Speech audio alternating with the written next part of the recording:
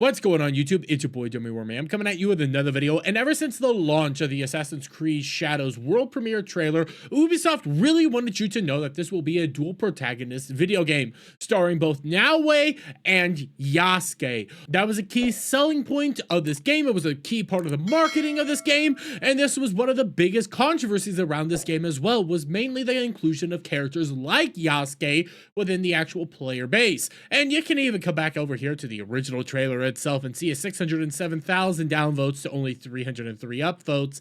Yeah, gamers really aren't looking forward to this now, are they?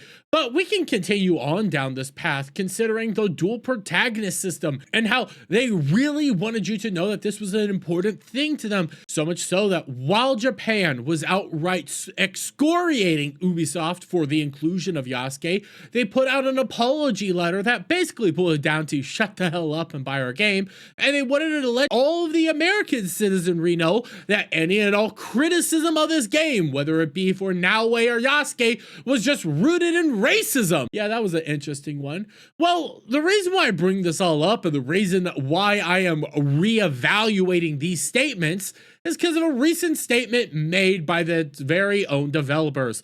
Ubisoft desperately tells players they can skip playing as Black Samurai Yasuke for any reason in Assassin's Creed Shadows. Now, this is coming from Screen Rant, in which they had a recent sit-down interview with one of the developers, and they actually asked them about the dual protagonist system and asked them about their inclusions and how people can actually play it. And you can see right here, Screen Rant asks, and I know with Shadows, you can go through, I think you said, either like 80 or 90% of the game playing just as one of them if you want to, but I'm curious how much players will miss out on if they do that.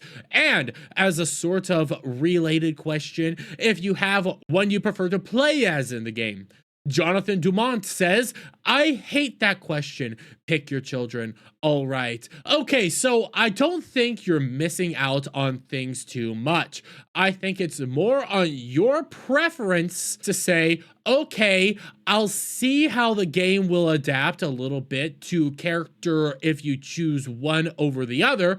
They get individual introductions and then they get their own quest line also. So that one is, let's say, Naoe, a personal quest line can't be played by Yasuke, and those are two distinct things. But the core of the game can be pick your character and the game adapts. So I guess you can switch for gameplay reasons. You can switch if you think you like one or the other better, but I don't think you're missing out. That's more all right. Have fun with the game. Just play it as you want. And there's going to be a couple of choices here and there that I wonder what happened, what would happen with this character, but I don't think you're missing out. So one of the key selling points of this game, again, was the dual protagonist system.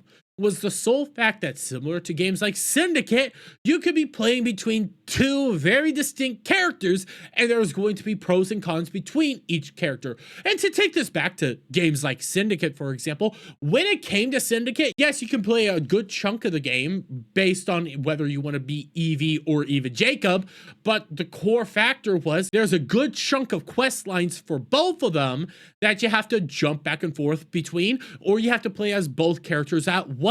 There was uniqueness to each character and how each one of them played together and how you had to learn both characters.